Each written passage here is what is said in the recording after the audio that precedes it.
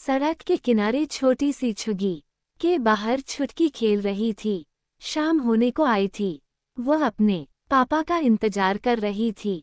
छुटकी माँ 2 साल पहले बीमारी में चल बसी। उस समय छुटकी 6 साल की थी। तब से पापा थोड़ा बहुत कमाते थे, उससे ज्यादा शराब में उड़ा देते थे। सुबह देर से उठते थे, फिर रेहड़ी पर थोड़े से फल लेकर गली गली बेचने निकल जाते थे। आज बहुत देर हो चली थी। छुटकी को खाना भी बनाना था। वो अंदर गई, मिट्टी के तेल से जलने वाले लैंप को साफ किया, उसका शीशा निकालकर साफ किया, फिर उसमें मिट्टी का तेल डालकर रख दिया। पास ही माचिस रख दी, जिससे अंधेरा होते समय उसे जलाकर खाना बना ले। सुबह ही तो उसने अपने पापा से कहा था, बापू घर में खाने को कुछ ना है, शाम को राशन लेता आयो। लाखन ने गुस्से देखा, अपनी माँ को खा गई, अब मुझे भी खा जा, जब देखो खाना खाना करती रहती है। छुटकी चुप रह गई। इसी तरह शाम तक वो भूखी रही, कुछ खाने को जो नहीं था। शाम को अगर उसके पापा कुछ ले आए तो वह पका लेगी, नहीं तो उनके सोने के बाद उनकी रेहड़ी में से एक फल चुरा कर खा लेगी। पिछली बार ऐसा करते देखकर लाखन ने उसे बहुत मारा था, लेकिन पेट की भूख के आगे कहाँ कुछ दिखता है। आज पापा को देर हो गई थी, अब तक तो आ जाते थे। कई आशंकाएं छुटकी के मन में उठ रही थी। कहीं पीकर किसी से झगड़ा तो नहीं कर लिया, कहीं पीने बैठे हों, घर आने का होश ही नहीं हो। बहुत देर हो जाने पर छुटकी झुग्गी का पर्दा लगाकर पास वाले बनवारी चाचा के पास गई। उसने बोला, चाचा बापू अभी तक नहीं आया। बनवारी बोला, अरे बेटी, उसका तो रोज का काम है, कहीं पीकर पड़ा होगा। तू चिंता मत कर, मैं अभी दुकान बढ़ा कर उसे देखने जाता हूँ। तू घर जा, ऐसे अंधेरे में अकेले मत घूम। बनवारी का एक छोटा सा पान का खोखा था। वह लाखन का बचपन का दोस्त था। छुटकी अपनी झुग्गी में वापस आ जाती है। अंधेरा होने लगा था। उसने लैंप जलाकर रख दिया और पापा का इंतजार करने लगी। भूख के मारे बुरा हाल था, लेकिन खाने के लिए कुछ नहीं था। कुछ देर बाद बनवारी चाचा दौड़ते हुए आए और बोले, छुटकी छुटकी, क्या हुआ चाचा, बापू कहाँ है? छुटकी ने जल्दी से पूछा। बनवारी चाचा ने जो बताया उसे सुनकर छुटकी के होश उड़ गए। उन्होंने बताया, बेटी, दोपहर को पुलिस वाले बाजार से सारी रेहड़ी उठाकर ले गए, जिसमें तेरे बापू की भी थी। 2 घंटे बाद तेरा बापू शराब पीकर थाने जाकर हंगामा करने लगा। दरोगा को गुस्सा आ गया, उसने उसे बंद कर दिया। ये सुनकर छुटकी रोने लगी।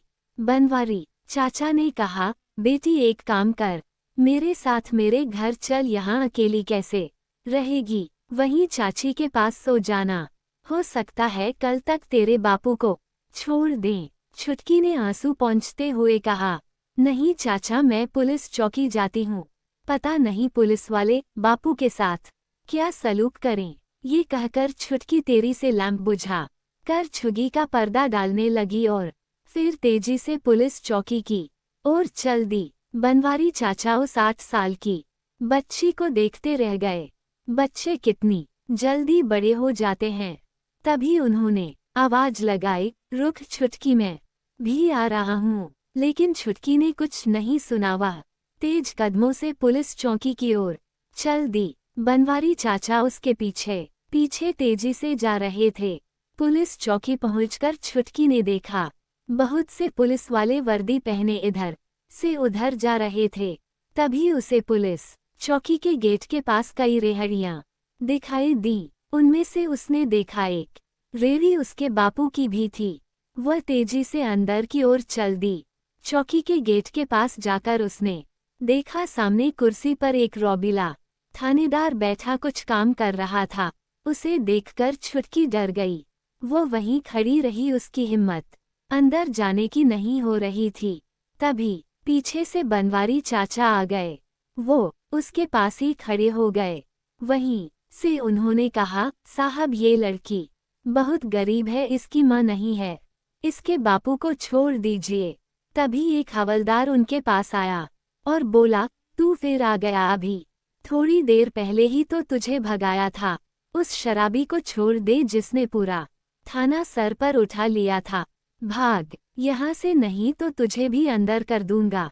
बनवारी चाचा ने बेबस नजरों से छुटकी की ओर देखा और हवलदार के सामने हाथ जोड़कर पीछे हट गए। चौकी के गेट के बाहर खड़े होकर छुटकी का इंतजार करने लगे। थानेदार अपने काम में लगा था, जैसे उसने कुछ सुना ही नहीं। हवलदार वहां से चला गया। छुटकी की आंखों से आंसू बह रहे थे। उसे लाखन कहीं नजर नहीं आ रहा था। वहीं ठिठक कर डर के मारे वहीं खड़ी रही। कुछ देर में थानेदार ने काम करते करते हवलदार से कहा, अरे जा चाय बोल करा। तभी उसकी नजर छुटकी पर गई। वह चिल्लाया, अरे ये लड़की इतनी रात को यहाँ क्या कर रही है? कौन है ये? उसकी तेज आवाज सुनकर छुटकी और डर गई। हवलदार ने कहा, साहब वो शराबी जिसे हमने अंदर कर दिया है, उसकी बेटी है। थानेदार ने इशारे से छुटकी को अंदर बुलाया। छुटकी डरते डरते अंदर गई। जा अपने घर वालों को भेज, कल सुबह इसकी जमानत कराकर ले जाएंगे। छुटकी ने डरते हुए बोला, साहब हमारा कोई नहीं है, मेरी माँ मर गई, बस बापू और मैं ही नहर वाली सड़क के किनारे झुग्गी में रहते हैं। थानेदार ने झुझलाते हुए कहा, अरे कोई तो होगा, किसी बड़े को लेकर आ, रात हो गई, घर जा।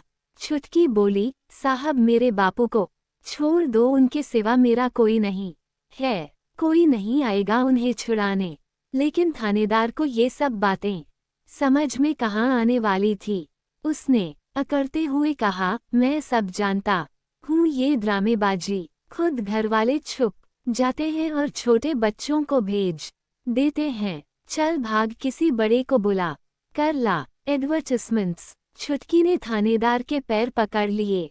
साहब हम पर रहम करो, कोई नहीं है हमारा, मैं अकेले झुग्गी में कैसे रहूंगी? मुझे भी बापू के पास रहने दो या उन्हें छोड़ दो।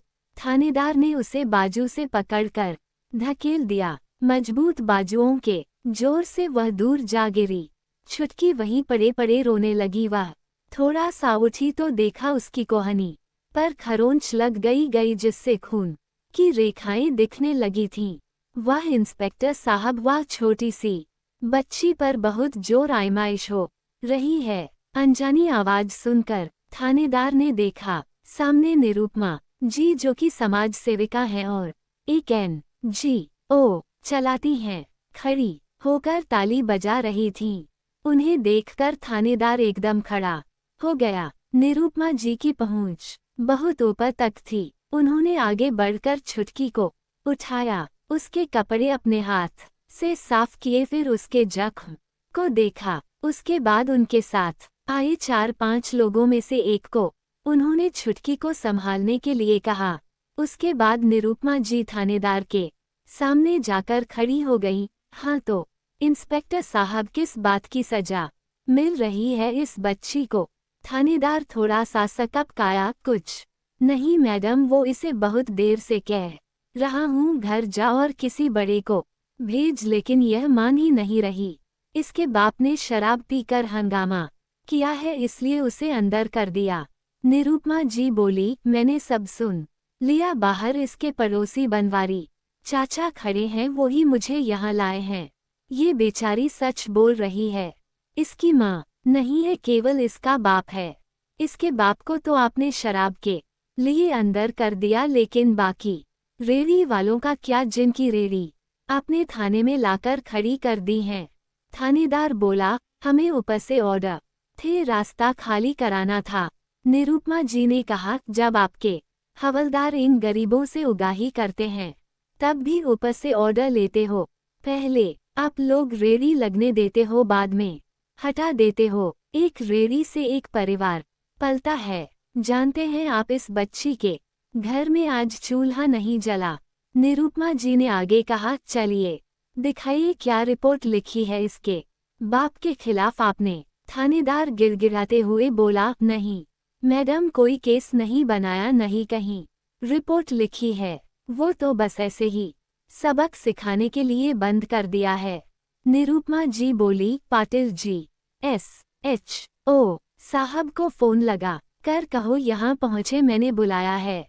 थानेदार बोला, मैडम उन्हें क्यों परेशान करती हैं, मैं अभी उसे छोड़ देता हूँ। हवलदार लाखन को लिया, लाखान को थानेदार के सामने लाया गया। अब तक उसका नशा भी उतर चुका था। निरुपमा जी बोली, शर्म नहीं आती तुझे, देख इस बच्ची की हालत, भूखी प्यासी तुझे छुड़ाने के लिए थानेदार के पैरों में पड़ी थी।